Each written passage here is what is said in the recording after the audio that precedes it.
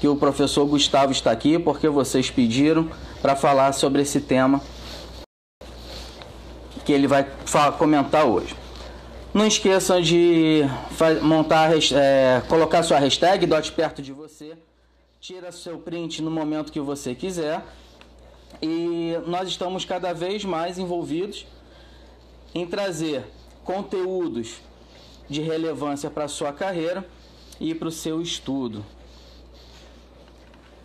Vou passar aqui rapidamente algumas informações. Tem aqui um calendário das ações agora dessa semana. Amanhã a revista O Osteopata estará disponível em meios digitais para que você possa fazer o download, ok? Isso vai estar, você consegue acesso a isso aos stories aqui do Instagram e do Facebook, nas publicações do Facebook, ou então você pode solicitar via direct aqui nesse canal do IDOT Oficial, ok? Na quarta-feira será liberada a segunda aula do workshop Como se aproximar ou reaproximar do seu paciente em períodos de quarentena. E na quinta-feira, às 19 horas, temos mais uma live que eu vou anunciar no final desse nosso encontro de hoje. E hoje teremos a presença do professor Gustavo Félix com o tema Cirurgias suprapúbicas em mulheres e suas repercussões osteopáticas.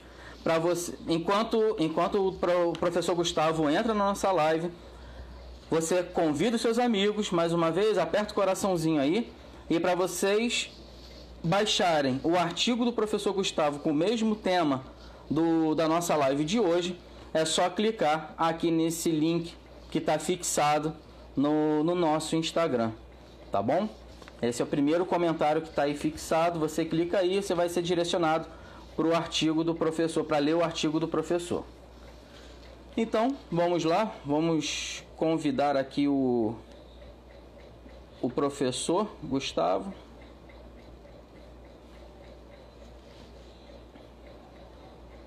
Professor Gustavo, pode fazer a solicitação, professor?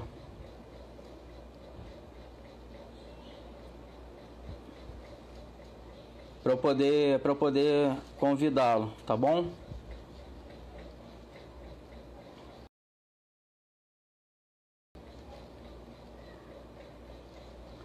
Aqui. Vou aceitar lá o convite e já já a gente inicia o nosso tema de hoje.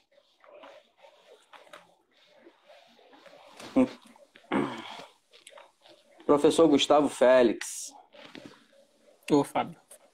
Tá me ouvindo? Tô ouvindo, sim. Legal. Tô te ouvindo também, tá tudo bem?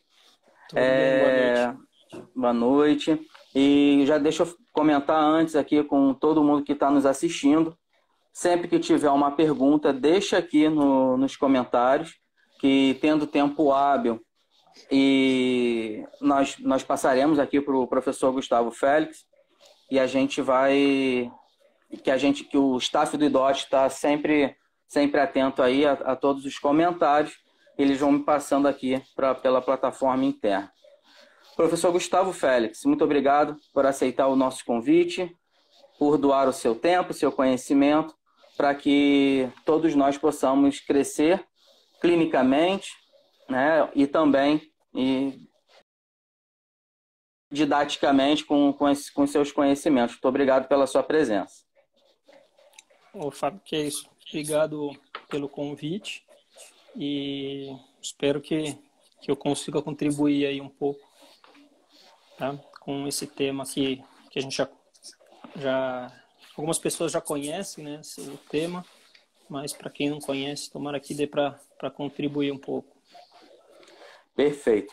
Então, começando nossos trabalhos de hoje, professor, a gente vai falar de cirurgia suprapúbica e as suas repercussões, né, clínicas, repercussões osteopáticas. Você poderia citar para a gente quais são as cirurgias suprapúbicas mais comuns em mulheres? Então, Fábio, primeiro só para deixar claro para quem não sabe, a cirurgia suprapúbica que a gente está falando são cirurgias que são feitas exatamente acima do púbis, né? Geralmente com incisões entre 2 a 3 centímetros acima da sínfise púbica. Então,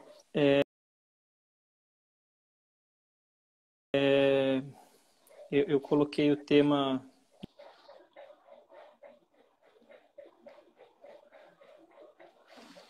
Tá? Então, as cirurgias mais frequentes que a gente encontra, nós temos uma cirurgia que é estética, que é a cirurgia da abdominoplastia, tá? E vamos ter 2 cirurgias que são exclusivas de mulheres, que seria, então, a cirurgia da cesárea, parto cesárea, né, cesariana, e também a cirurgia de retirada do útero, a esterectomia, tá? Então, essas cirurgias, pelo fato do útero, o homem não ter útero, elas são exclusivas das mulheres. A abdominoplastia, ela não é exclusiva de mulheres, mas ela é predominantemente feita em mulheres. As mulheres é que procuram mais esse tipo de cirurgia. Basicamente mais de 90% das abdominoplastias são feitas em mulheres. Tá? Então, por isso até que o tema ficou das cirurgias suprapúbicas e as repercussões nas mulheres. Tá? Só para deixar isso claro. Perfeito. Já que você citou na abdominoplastia, nessa cirurgia, que ela não é exclusivamente para a mulher, mas ela predomina, você pode falar um pouco sobre esse tipo de cirurgia? Claro, Fábio. Então, a abdominoplastia, como eu comentei, né? Ela é uma cirurgia que ela é puramente estética, tá? Então, ela é um dos procedimentos cirúrgicos estéticos mais populares, tá? E como eu comentei, por volta de 90% ou até um pouco mais é realizado em mulheres.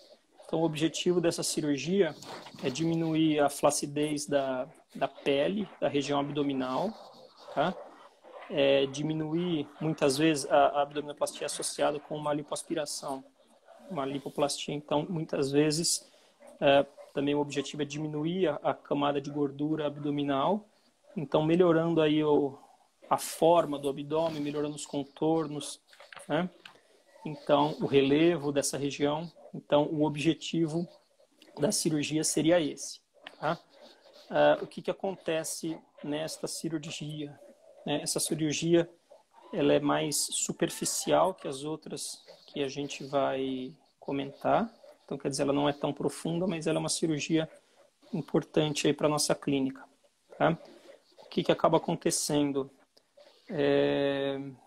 Então, o primeiro passo seria, já falando da cirurgia propriamente dita, vai haver uma incisão, um corte, né, horizontal acima da linha do púbis, na região suprapúbica, e é um corte grande, que geralmente ele vai acontecer praticamente de uma espinha ilíaca anterosuperior até a espinha ilíaca anterosuperior do lado contrário.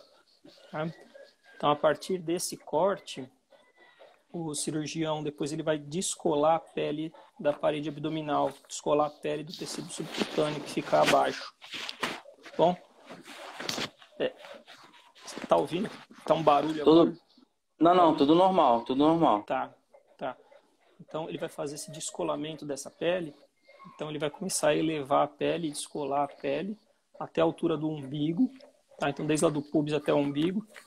Depois, ele vai acabar liberando a cicatriz umbilical. Então, ele vai fazer um corte, ele vai retirar o umbigo, bem, para que ele consiga descolar a pele que está acima do umbigo. Então, na verdade, ele precisa fazer o descolamento da pele desde o púbis até a região do processo tifoide. Então, essa pele ela precisa ficar solta, porque ele vai manipular essa pele.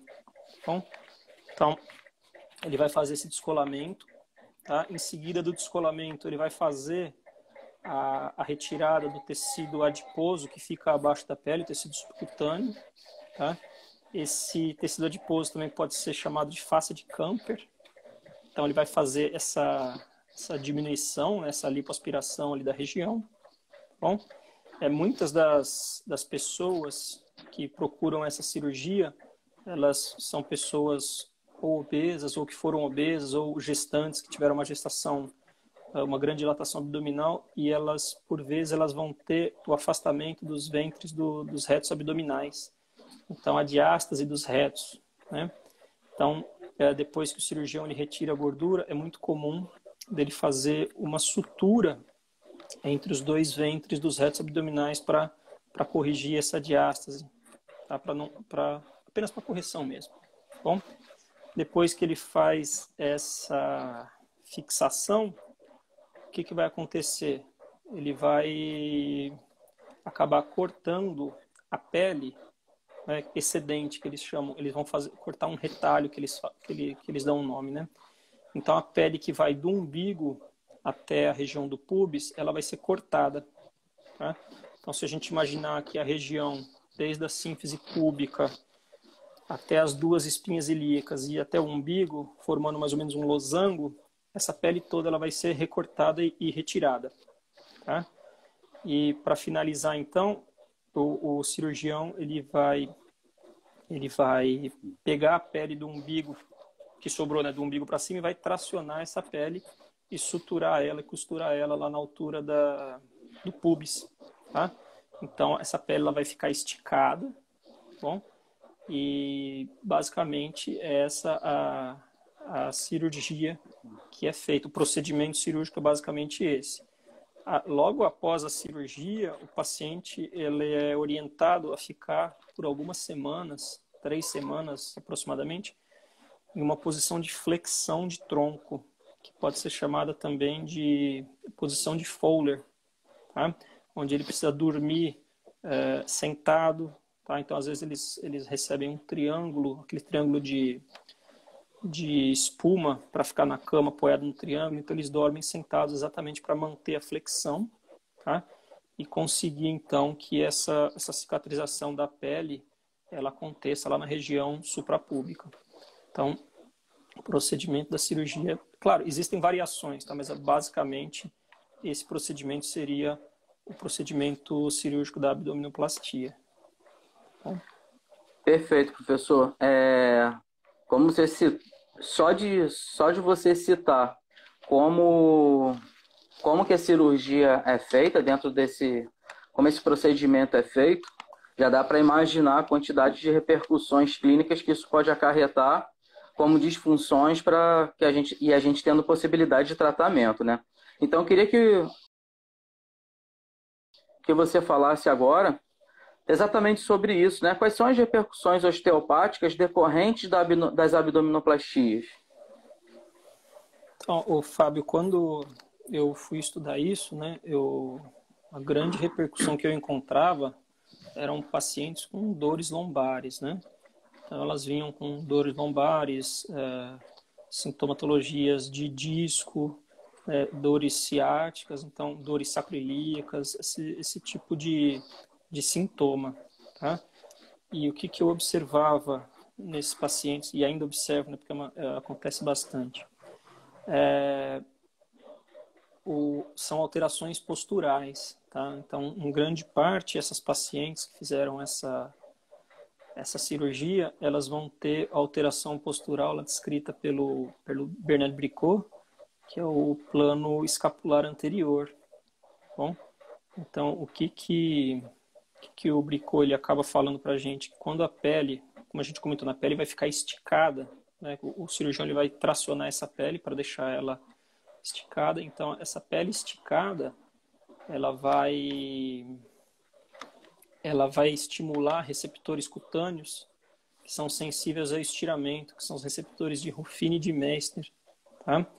Então, o que acontece? Esses receptores, eles são sensíveis ao estiramento, a pele vai estar tracionada, vai estar esticada, então eles vão ficar excitados o tempo todo. Então, eles vão fazer um arco reflexo, né? Eles vão enviar um estímulo para o sistema nervoso central, que vai responder com contrações musculares para tentar diminuir esse estiramento da pele, então relaxando assim o receptor, tá? Então, o que acontece? Provavelmente os músculos da parede abdominal anterior eles vão se contrair para o paciente inclinar um pouquinho o tronco para frente e relaxar essa pele que foi tracionada, tá? Então, o plano escapular anterior é exatamente isso. Seria se a gente olhar numa vista sagital, a pessoa, o paciente, a altura das escápulas, né? Então, numa vista sagital, a escápula ela estaria mais anterior do que a linha do glúteo. Então, isso para o Bernard Bricot é considerado uma alteração postural. Tá? Essa alteração postural que ele descreve, que é chamado de plano escapular anterior, ele traz várias consequências, né, no corpo da pessoa, do paciente. Porém, para a região lombar, que seria aí a grande consequência, né? Problemas lombares seriam a grande consequência da cirurgia. O que vai acontecer, né? O corpo está projetado anteriormente, tá? Então, a musculatura ali dos paravertebrais, dos espinhais, elas vão ter uma solicitação aumentada. Então, essa musculatura da região lombar extensora, ela vai ficar sobrecarregada devido à alteração postural. Tá? As últimas vértebras lombares, né, a faceta articular das últimas 3 vértebras lombares, ela vai sofrer o que a gente chama de forças anormais contrárias, então forças de compressão, forças de cisalhamento, forças de translação, ao que elas não estão acostumadas. Tá? Então, o paciente ele pode, aí, a partir disso, acabar chegando para a gente com dores lombares, síndromes facetárias, dores discais. Tá? Uma outra coisa que eu reparei nesse tipo de paciente foi, eu não sei se é do pós-cirúrgico ou se é em decorrência dele já ficar um pouco no plano escapular anterior, é que a região da lombar baixa, então ali a base sacra, né, geralmente ela vai estar posterior, e a L5 e a L4 em flexão. Então é uma posição onde demonstra a flexão da coluna lombar, tá? Então, e da base sacra. Essa posição de base sacra posterior, a L5, a L4 em flexão, elas vão acabar favorecendo bastante a projeção dos discos intervertebrais para posterior. Então, esses discos projetados aí para posterior, durante bastante tempo, eles podem acabar irritando o ligamento longitudinal posterior, causando dores fortes na lombar, ou esses discos podem também acabar perturbando as raízes, né, nervosas da região, então causando aí sintomas como dores ciáticas, por exemplo.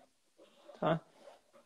Uma outra coisa que é observada é que a região anterior do abdômen ela fica bastante rígida, tá? Em decorrência da cicatrização da pele, em decorrência da cicatrização do reto do abdômen. Então, o trabalho ali, ele fica bastante... Se você precisar fazer um trabalho na víscera, numa cicatriz, ele fica bastante comprometido porque a primeira camada ela já está bastante densificada. Bom, o reto abdominal, ele realmente pode apresentar maior rigidez, assim como o resto da parede abdominal anterior. Tá? Então, as consequências são essas, Fábio, que eu vejo com maior frequência. Tá? Perfeito. Você citou também, logo no início, né, a cesariana. O que é importante o osteopata, o fisioterapeuta saber em relação a esse tipo de cirurgia? Então, Fábio, a cesárea, ela ficou tão popular, né? Mas então que ela é muito mais popular do que a abdominoplastia. É a cirurgia suprapúbica mais comum que é encontrada. E muitas mulheres, elas nem consideram, às vezes, a cirurgia da cesárea como uma cirurgia propriamente dita, tá? Eu vou só contextualizar, eu peguei um estudo aqui, que eu até comentei contigo, que eu vou pedir licença aqui para ler uns dados do estudo que eu anotei aqui, tá? Então, esse estudo ele foi feito pela Fundação Oswaldo Cruz, a Fiocruz, e ele já tem alguns anos, ele foi feito entre 2011 e 2012, tá? Então, o que aconteceu nesse estudo? Eles entrevistaram 24 mil mulheres que tinham tido filho nesse período de 2011 a 2012, tá? Então, eles queriam avaliar a opção pelo tipo de parto que a mulher tinha feito. Tá? Então, essa pesquisa foi nacional, ela abrangeu aí 191 municípios e mais de 260 hospitais. Que eles pegaram, então, o que eles descobriram através dessas entrevistas? Tá? Que dessas 24 mil mulheres, 30% não queriam nem ter engravidado. Então, eles relacionaram essas mulheres que não engravidavam, que elas faziam pouquíssimas ou nenhuma consulta durante o pré-natal. Tá? Isso diminuía muito a opção delas do tipo de parto que elas queriam fazer. Bom, então, só para contextualizar, tem mais alguns dados que eu vou passar aqui para a gente. 25%, então um quarto dessas mulheres, não conseguiram fazer as 6 consultas pré-natais recomendadas pelo Ministério da Saúde. Conforme eu acabei de falar, quanto menos conhecimento você tem, menos opção você tem lá para conseguir, as mulheres têm, né, para conseguir optar na hora do parto, para entender o que está acontecendo. No geral, desses 24 mil casos, 52% tiveram o bebê através de cirurgia cesárea. Tá? Desses 52%, Fábio, eles conseguiram classificar ainda os hospitais públicos e privados. Então, os hospitais públicos, 46% dos nascimentos acontecem via cesárea. E nos hospitais privados, esse número estava em 88%. Então, um número muito grande no setor privado. Tá? Porém, no setor público também é grande, porque a Organização Mundial da Saúde, ela recomenda que essa taxa seja menor do que 15%. Bom? E ela diz que a cirurgia de cesárea ela aumenta o risco de saúde tanto para a mãe quanto para o bebê. Eu tenho dados um pouquinho mais novos, dados para a gente comparar, né? Dados então de 2005, num outro estudo. A Noruega ela tinha 16% dos partos cesárea. A Alemanha estava com uma taxa de 23%. A Holanda tinha 13% de partos cesáreas. Estados Unidos, que era um país com maior taxa ali nesse estudo, ele tinha 31% de taxa de cesárea. Então, o Brasil ele tem uma taxa bastante elevada. E um estudo mais recente que eu acabei encontrando aí no fim de semana foi da revista Lancet, que de 2018, onde a República Dominicana, com 58% dos partos, dos nascimentos, eram cesárea, é o campeão mundial, então, e o Brasil era o segundo lugar, com 55% dos partos. Então, a gente conseguiu aumentar ainda de 2012 para 2018, aumentou aí 3% dos partos. Tá?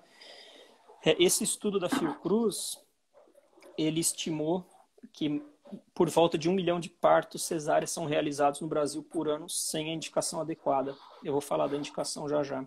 Tá?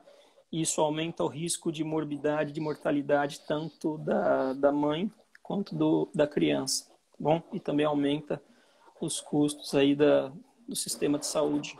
Tá? Esse estudo ainda mostrou que dessas 24 mil, 19% das entrevistadas, aproximadamente 5 mil dessas mães, eram menores de idade, eram adolescentes. E dessas 5 mil, 42% sofreram cesárea. Então, eles fazem cesárea, né, em adolescentes aí de 15, 16, 17 anos, 14 anos, enfim. Mais ou menos 2 mil cesáreas em adolescentes nesse estudo. Tá? Dos partos normais, né, então 48% do que sobrou, dessa entrevista mostrou que só 5% não tiveram nenhum tipo de intervenção médica, como ocitocina, anestesia, manobras onde o médico tenta retirar o bebê empurrando a barriga, ou enfim. Tá? E um dado, aqui talvez os dados mais importantes, né, que 70% das mulheres, originalmente elas queriam parto vaginal, parto normal. Então, aproximadamente 17 mil das 24 mil queriam o parto normal. E durante as consultas de pré-natal, elas acabaram mudando de ideia. Então, o estudo ele diz que isso é uma influência do médico, né, sobre o paciente. Tá? Então, o que eu comentei, quanto mais informação a mulher ou o casal eles tiverem sobre o parto, melhor. Tá? E por quê? Porque eu vou falar das indicações e a gente vai ver que as indicações elas são limitadas. Então, um outro dado muito importante que eu li nesse estudo, esse estudo está disponível na internet, tá? Se você digitar lá Nascer no Brasil, você acaba encontrando ele é da Fiocruz. 35% dos nascimentos, né? Então aí a gente estava com 24 mil, 8, 9 mil por cento, 8, 9 mil dos nascimentos, eles nasceram de 37 a 38 semanas de gestação, tá? Então por volta de 8.400, 8.500 desses partos. O que o estudo diz é que 37, 38 semanas não é considerado prematuro, mas esses bebês que nasceram com 37, 38 semanas, eles geralmente não nasceram porque a mãe entrou em trabalho de parto, eles nasceram de cesáreas agendadas, tá? E o estudo ele diz que se o bebê ficasse até a 39ª, até a 40ª semana de gestação, ele poderia ganhar mais peso, ele poderia estar mais maduro, tá bom? O que diminuiria as necessidades dessas crianças, muitas vezes, de irem para a UTI. Então, eles relacionam esses nascimentos, eles chamam até de uma epidemia de nascimentos de 37, 38 semanas, eles relacionam com o grande número de crianças que têm que ir para a UTI neonatal após o nascimento. E eles falam que os nascidos de 37, 38 semanas, esse dado me chama a atenção, tem 120 vezes mais chance de precisar de ventilador mecânico do que uma criança que nasceu de 39 ou de 40 semanas. Bom, então, eu queria só contextualizar. E essas alterações na criança, né, a gente sabe também que não passar no canal vaginal, enfim, traz repercussões osteopáticas. Ela, de repente, aí pode até ser tema de uma live para o pessoal da pediatria, que deve conhecer mais isso do que eu até, né? Então, as indicações da cirurgia cesárea, né? Segundo a Associação Médica Brasileira, Conselho Federal de Medicina. Então, o primeiro passo que eles comentam é que você vai fazer uma cirurgia cesárea quando os riscos forem menores do que os benefícios. Então, isso é básico, né? Então, as indicações são a apresentação pélvica, o bebê quando ele está sentado, geralmente 3,5% dos casos, gêmeos com apresentação pélvica, caso de prematuridade, baixo peso, sofrimento fetal agudo no momento do parto, crianças, né, bebês com acima de 4,5 kg, então que dá 1% dos casos, quando o bebê está na posição transversa na hora do parto, situação de placenta prévia, quando a placenta está muito próxima do colo, está tampando ali o colo, impede a saída do bebê, tá? Descolamentos de placenta, prolapsos do cordão umbilical, ou então doenças aí como a herpes genital, o HIV, tá? Rupturas do útero, enfim. Então as indicações, elas são variadas, mas elas devem atingir aí, é o que a OMS fala, né? De menos do que 15% dos partos dos nascimentos totais. Tá? Então, só para contextualizar, o Brasil ele tem 50 e poucos por cento de cesáreas e as indicações são essas que chegam a 10, 15% do total. Então, eu vou descrever aqui a cirurgia, o que acontece na cirurgia da cesárea. Você tem, então, ali a abertura, o corte na pele, que geralmente é horizontal, acima do púbis, tá? Depois, a aponeurose, né, o tecido que está embaixo, que tem a gordura, aquela face de gordura, que a gente falou, a face de campo, ela é cortada na horizontal também. E depois você tem a camada muscular. A camada muscular você vai dar de novo de frente ao reto abdominal. O reto abdominal, geralmente, ele é aberto entre os dois ventres. Tá? E o peritônio parietal, que está logo atrás, ele vai ser suturado também na vertical, como o reto abdominal. Tá? Depois, você vai ter o afastamento ali da bexiga, o afastamento de possíveis alças intestinais, e o peritônio que está aderido ali ao útero, o peritônio visceral, ele é cortado, então, novamente na horizontal, ele é descolado, então, da parede do útero, e a parede do útero, lá, ela vai ser cortada na horizontal também. Então, o bebê, ele é retirado, tá? E aí, cada camada, ela vai ser suturada individualmente. Então, você vai ter a sutura da parede uterina, do peritônio visceral, peritônio parietal, dos retos abdominais, da fáscia e depois da pele. Então, existem cortes, né, verticais e horizontais. E os cirurgiões, eles dizem que quando você tem variação nos tipos de corte, né, não são todos no mesmo sentido, isso diminui o risco da cirurgia abrir, por exemplo, dos pontos soltarem. Tá? Então, a descrição aí da cirurgia é essa, ela é mais profunda do que a abdominoplastia que a gente comentou. Ela entra já na, na cavidade peritoneal, tá? Ela entra na cavidade peritoneal, na cavidade abdominal, e a cirurgia de abdominoplastia ela não faz isso, tá bem? Então, Perfeito, Gustavo. Desculpa, te cortei, pode falar. Não, imagina, era só falando que é isso daí que é feito, então. Tá, perfeito. E, obviamente, também cercadas de repercussões osteopáticas. E aí eu queria que você colocasse aqui pra gente quais são as repercussões desse tipo de cirurgia e se tem alguma diferença para abdominoplastia. Então, tem diferença, mas também tem semelhanças, né? Grande parte dos pacientes que chegam é o que nem a abdominoplastia, eles não vêm por causa da cirurgia, não vêm por causa da cesárea, eles não vêm por causa da abdominoplastia, eles vêm porque tem dor lombar, dor sacroiliaca, dor ciática. Então, uma das grandes consequências é isso, né? São dores ali na região lombar baixa, dores sacrais, dores ilíacas, dores no coxo femoral, dores ciáticas. Tá? E o que acontece internamente, né? Que a parte anterior do útero, geralmente ela fica apoiada em cima da bexiga, né, no espaço vesículo-uterino. E é lá, nessa parte anterior do útero, nessa face anterior do útero, mais próximo ao colo até, onde é feita a incisão e depois as suturas. Tá?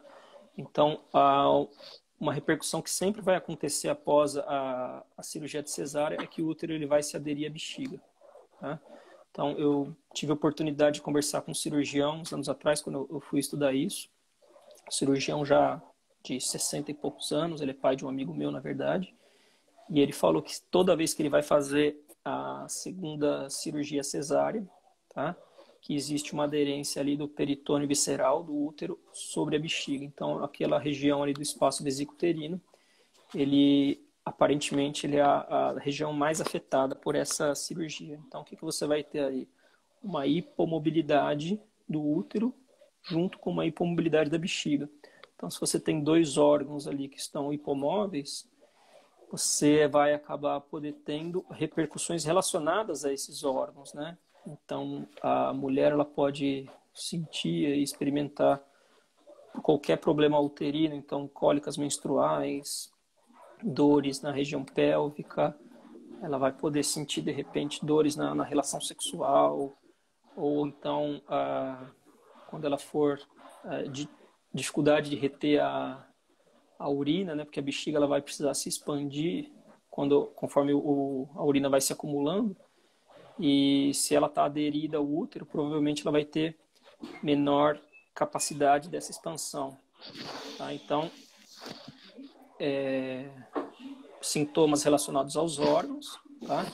Quem vai fazer essa aderência é o peritônio, né? O peritônio vai grudar, tá? Então, esse cirurgião, pai do meu amigo, ele falou que sempre o peritônio visceral ele vai estar aderido na bexiga. Ele falou que muito frequentemente também ele encontra ali alças do intestino delgado aderidas ao útero, tá? Então, você de repente pode ter relações aí relacionadas também a sintomas relacionados ao intestino. Tá? O que a gente acaba encontrando, Fábio, são que o útero, como ele fica hipomóvel, ele tem um sistema ligamentar, né? A gente está falando da parte mais alta do útero, aí, o corpo e o fundo do útero. Então, ele tem um sistema ligamentar para os lados, para as laterais, o ligamento largo, que ele se fixa na face interna dos ilíacos, né? Então, essa perda de mobilidade do útero, por exemplo, através do sistema de ligamentos, né, ele pode causar hipomobilidades ali dos ilíacos, tá? Ou então recidivas, né? Você encontra um ilíaco em disfunção, você corrige esse ilíaco e depois esse ilíaco acaba voltando, tá? O útero, através de uma fáscia que é contínua com a vagina, essa fáscia útero-vaginal, ela se mescla depois com a face da musculatura do assoalho pélvico. Então, você pode ter ali tensões, né, que vêm da hipomobilidade do útero transmitidas para o assoalho pélvico, que dá sustentação para os órgãos pélvicos. Então, esse assoalho pélvico, se ele ficar tensionado ou irritado, ele pode acabar tracionando a face anterior do sacro, onde ele é fixado, grande parte das fibras, né? A parte de S4, a parte mais inferior, da região dos ângulos sacrais para frente. Isso vai acabar fazendo com que a base sacra se posteriorize, tá? Então, novamente, favorecendo aí a migração do disco de L5, S1 para posterior, tá? O que pode causar sintomas muito semelhantes ali com o que a gente teve da abdominoplastia, do plano escapular anterior, de sintomas discais, sintomas de nervo, tá? Que mais? Você pode ter novamente o problema da pele, tá? Onde as terminações nervosas ficam estiradas, igual na abdominoplastia, mas eu penso que em um grau menor, porque a cirurgia é muito menor e a retirada de pele é muito menor, né? O cirurgião, ele me explicou que numa segunda cesárea, normalmente eles retiram a cicatriz que ficou da primeira, então eles tiram 2 centímetros extras de pele, de tecido subcutâneo, para fazer uma nova sutura. Então, de repente, numa segunda cesárea, você pode ter ali uma tração de pele, até na primeira já tem, né? Mas na segunda vai ser uma tração ainda maior. Então, pode favorecer também aí o plano escapular anterior, como a gente comentou na cirurgia da abdominoplastia. Então, a paciente, muitas delas têm o plano escapular anterior, tá? Igual a abdominoplastia, mas o que me chama mais atenção é a hipomobilidade do órgão, que através do sistema facial, do sistema ligamentar, ela pode causar aí perdas de mobilidade sacrais, perdas de mobilidade ilíacas e criando, então, hipermobilidades na lombar baixa, né? Então, a gente conhece aí da osteopatia que, muito comumente, a região hipermóvel, ela vai ficar sintomática, tá? Se o sacro, se o ilíaco, por exemplo, ele não consegue ter grande mobilidade, é comum, tá? Da região lombar, ela pagar o pato, ela ficar hipermóvel e ser causa e ser fonte de sintomas, tá? A gente sabe também que o útero, ele é um órgão que recebe inervações, né? Simpáticas, parasimpáticas, e essas fibras aí do sistema autonômico, elas podem ficar facilitadas também, né? A cirurgia acaba sendo uma agressão, então, para o órgão. Então, essas fibras podem ficar facilitadas também. Você pode ter ali uma alteração das fibras viscerais que chegam para o órgão, tá? Então, penso que seja basicamente, você vai ter uma diminuição ali da circulação do líquido peritoneal também, um espessamento do líquido peritoneal. O peritônio, ele vai ficar menos móvel, né? Acho que o Léo acabou comentando sobre isso. Então, o contato do peritônio com o ar, ele já vai ressecar um pouco o líquido peritoneal, vai diminuir, vai espessar esse líquido peritoneal, o que vai diminuir a mobilidade entre os órgãos, né? Entre um órgão e outro. Então, é uma repercussão bastante importante também, a perda de mobilidade do peritônio. O peritônio, ele serve muitas vezes para permitir, né, que uma víscera se desloque, mas se mova em relação a outra víscera, em relação às estruturas que estão ao redor dela. E esse peritônio, esse líquido peritoneal mais espesso, ele vai acabar diminuindo essa mobilidade, causando tensões na região pélvica ali. Tá? Perfeito, muito bom, professor. E como você falou inicialmente, a esterectomia é uma das possibilidades de cirurgias suprapúbicas, né, nas mulheres. Quais são as principais características desse tipo de cirurgia? Então, Fábio, a esterectomia, eu achei um dado que ela foi a segunda cirurgia, o segundo procedimento cirúrgico mais realizado nos Estados Unidos, no ano de 2008. Tá? A primeira foi a cesárea. Então, a esterectomia, ela é o procedimento mais invasivo, com certeza. Tá? Você vai entrar na cavidade de uma forma muito semelhante, mas a esterectomia, ela tem muitas variações entre a cirurgia. Tá? Então, a esterectomia, ela pode ser feita via abdominal, então com as incisões na região suprapúbica, que que acaba sendo a mais comum, por volta de 75% dos casos, você tem a via vaginal, onde o útero é retirado através da vagina, que aí você tem variações, então, da indicação, tá? Isso varia, então, da doença que a paciente tem, do tamanho do útero, enfim, tem algumas indicações. Eu vou fazer o comentário aqui da cirurgia suprapúbica, tá?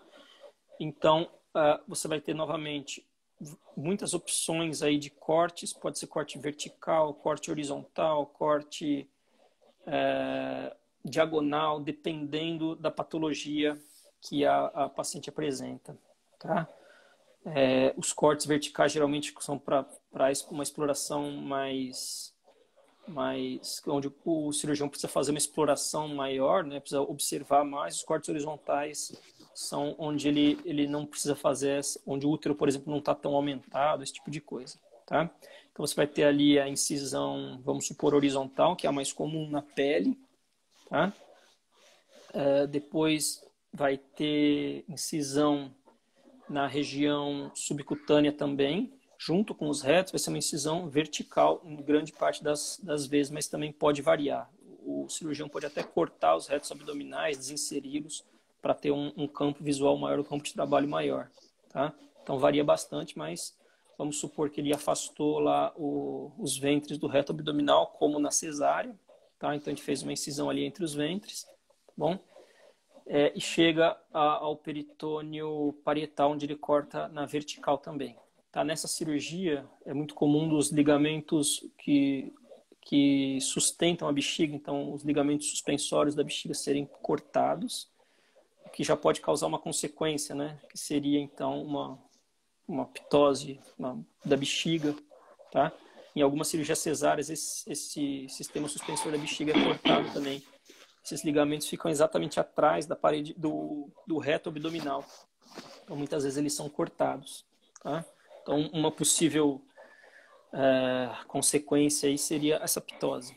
Tá? Depois que ele faz esse corte, ele novamente abaixa a bexiga, afasta as alças do intestino, e agora ele vai cortar todo o sistema ligamentar do útero, né? Ele precisa liberar o útero. Então, a parte mais alta do útero, o fundo do útero, ele vai ter 3 estruturas que se conectam a ele, que seriam, né, o ligamento útero-ovariano. Então, ele vai seccionar esses ligamentos, os ligamentos redondos que unem o fundo do útero à região do púbis, tá? E as tubas uterinas ele vai cortar também. Vamos supor que existem cirurgias de esterectomia que tiram os ovários e as tubas, e existem umas que mantêm. Então, vamos supor que ele vai manter. Tá? Ele vai só tirar o útero. Então, ele faz essa liberação do sistema superior, tá, dessas 3 estruturas, e depois ele vai para as laterais do útero, tá, cortando o ligamento largo, que é formado basicamente aí de peritônio. Tá? Ele corta todo o ligamento largo, ele corta o peritônio que está ali no espaço entre a bexiga e o útero, o peritônio da região vésico-uterina. Se tiver alguma aderência, né, ele acaba liberando também. Tá? E então ele liberou o útero das estruturas ao redor. Tá? O que acontece? Os ovários, né, que eram fixados ao útero, muitas vezes, isso eu não sabia, eu acabei descobrindo nesse fim de semana que fui dar uma lida de novo a respeito, os ovários muitas vezes eles são suturados ao músculo psoas, tá? Para evitar aí dores, enfim. Então eles podem ser dores ou dores no ato sexual, enfim. Então, os ovários são suturados ao músculo psoas em algumas ocasiões, ou então esse ligamento uterovariano que prende o ovário ao útero, quando você tem um ovário de cada lado, o útero no meio, né? Quando você retira o útero, às vezes esses ovários são costurados um no outro, o ligamento ele é costurado um no outro. Então, o ovário de um lado é costurado no ovário contralateral. Isso eu também não sabia. Então, a partir disso, né, se a gente pensar em repercussão, você pode ter uma repercussão sobre o músculo psoas, por exemplo, que é muito importante lá nas dores lombares, e uma repercussão nos ovários que ficam, né? Eles vão ter um papel lá de continuar liberando hormônio para a mulher, porém eles estão suturados aí, um músculo suturado um no outro, então pode ter uma alteração hormonal, uma alteração do músculo psoas em decorrência dessas suturas, tá? Então, essa parte toda de cima foi liberada, o que o cirurgião ele acaba fazendo na sequência, né? Ele acaba liberando, então, os ligamentos da parte mais baixa do útero, tá? Que são os ligamentos do colo do útero. Então, o colo do útero é a parte menos móvel do útero, em decorrência desse sistema ligamentar que é muito mais firme do que o sistema ligamentar do fundo e do corpo, tá? Ele vai cortar, então, os ligamentos cardinais, que são os ligamentos laterais. Tá? Esses ligamentos cardinais, eles estabilizam o colo do útero com a face anterior, com a face interna dos ilíacos. Tá bom? Ele vai cortar os ligamentos pubocervicais, que ligam o colo ao pubis. Tá? E ele vai fazer a sutura também. Ele vai cortar, sutura não, ele vai cortar também os ligamentos útero-sacrais, como o nome dele diz, une o colo do útero com a face anterior do sacro, na parte mais baixa do sacro, lá na região de S4. Tá?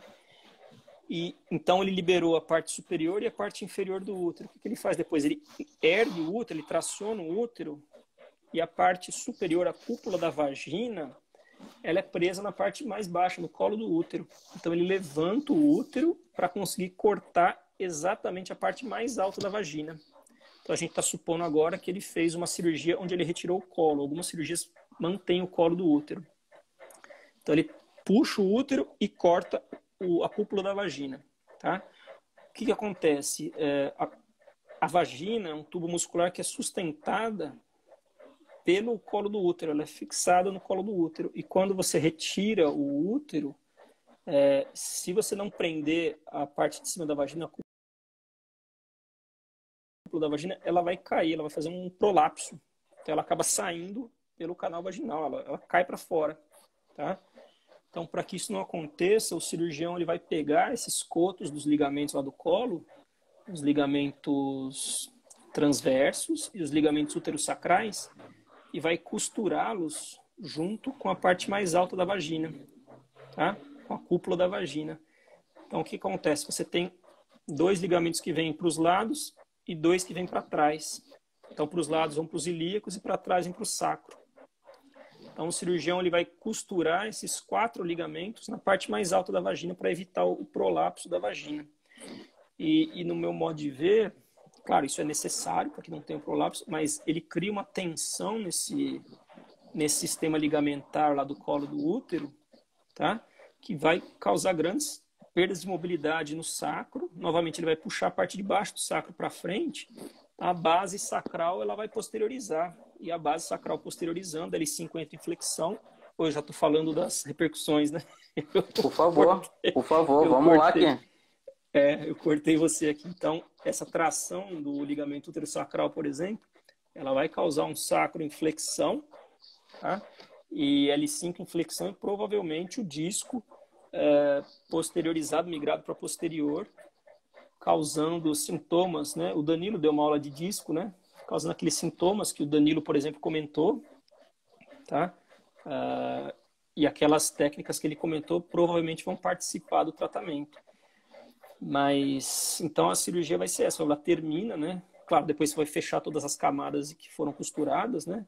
Mas ela vai, a grande diferença é que você retira o útero e sutura todo esse sistema ligamentar para sustentar a vagina de um prolapso.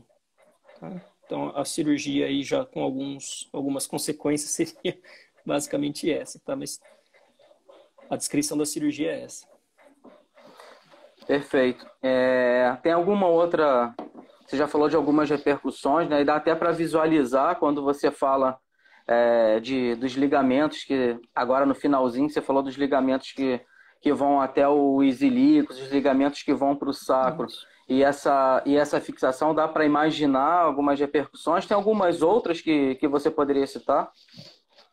Tem, eu falei do sacro, né, que ele vai poder perder a mobilidade. Os ilíacos também vão poder perder a mobilidade por causa dessa tensão do ligamento cardinal, tá? Ou do ligamento transverso.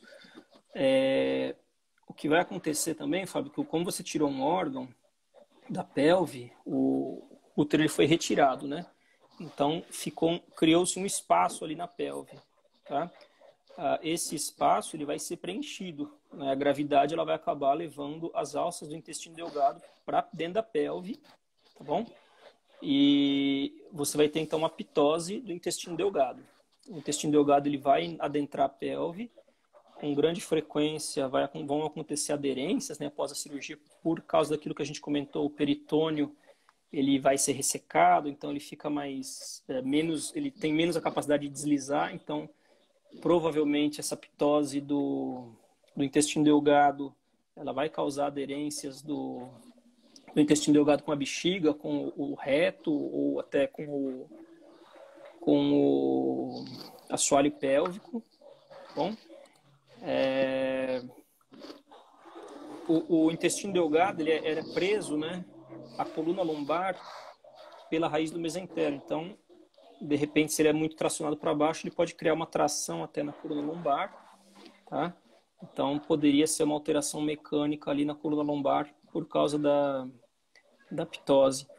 Penso que pode ser feita por causa do corte da pele também. O paciente pode ter também o plano escapular anterior, tá? Assim como nas outras cirurgias. Mas a grande questão aí é que você teria, né, uma estase circulatória, uma perda de mobilidade na região. Então, ilíacos, sacro, sem mobilidade, novamente a região ali da lombar ela pode acabar ficando hipermóvel e ser fonte de sintomas, tá? O paciente pode experimentar, como a gente comentou, né, sintomas aí do intestino, sintomas de bexiga por causa das aderências também, bom? Mas grande parte os pacientes vão procurar muitas vezes por causa de dores sacroiliacas, dores lombares, dores coxofemorais, tá? O assoalho pélvico ele pode ser comprometido também. Então, o assoalho pélvico tem músculos que se conectam com a coxa femoral. Então, o sintoma pode aparecer na coxa femoral, no joelho. Bom, então, algumas repercussões aí podem ter mais, tá, Fábio? Mas só para a gente não... Tô vendo que o tempo tá meio que no fim aqui. Só para... Tá bom?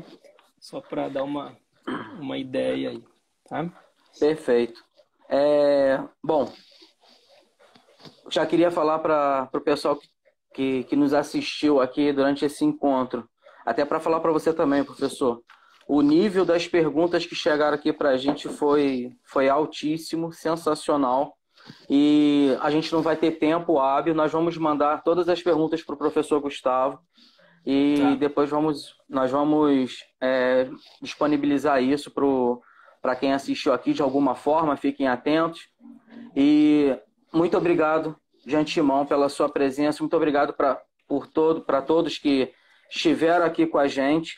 Não esqueçam de tirar o print, marcar o IDOT oficial, marca a sua unidade do IDOT e o professor Gustavo Félix.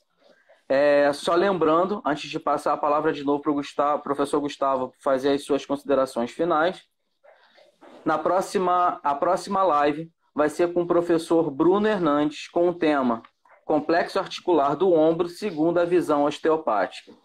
Então, a gente continua na quinta-feira, 19 horas. Professor Gustavo, muito obrigado mais uma vez. Suas considerações finais. Não, obrigado pelo convite. Espero que tenha mantido o nível aí. Espero que possa ter, pelo menos, dado uma ideia para quem não conhece o tema, tá? Para quem não chegou, os alunos que não tiveram nível de visceral, ainda nível de postural, tá? Então, para que eles possam se inspirar aí, que tem bastante coisa para eles verem também, tá bom? Não, foi... Eu assisti a sua palestra que você falou sobre esse tema, eu já li seu artigo, e mesmo assim você trouxe vários dados aqui que são novos para mim, assim, inclusive, para o meu entendimento, e pelo comentário das pessoas que estão... Pelo comentário, né? Isso com certeza aconteceu com muitas pessoas que estão aqui. Então, eu queria agradecer pelo alto nível das informações, da precisão das informações, e assim a gente caminha, assim a gente avança, está mais um passo aí. Muito obrigado, professor. Tá, muito obrigado. Obrigado eu. Não, tô falando obrigado, desculpa. Interrompi, não tô acostumado. Nada, interrompeu nada. Então, nós nos encontramos hoje é segunda, amanhã tem revista do IDOT, é só seguir as redes sociais, a revista Osteopata. Quarta-feira está liberada a segunda aula do workshop sobre como se reaproximar do seu paciente durante a quarentena. E na quinta-feira nós temos o professor Bruno Hernandes. Lembrem que tem a correção do CI está liberada também do nível 4. Então é só entrar no canal do IDOT no YouTube que você vai ter uma série de conteúdos. E o link do artigo do professor Gustavo sobre o tema de hoje está aqui nessa descrição. Se por acaso não conseguir acessar, só pedir aqui no direct do Instagram que a gente disponibiliza isso rapidamente. Pessoal, muito obrigado por esse encontro, um bate-papo muito bacana, o tempo passa rápido. Até quinta-feira aqui nesse mesmo canal. Um abraço, boa noite, Gustavo, um abraço. Um abraço, obrigado, tchau, tchau.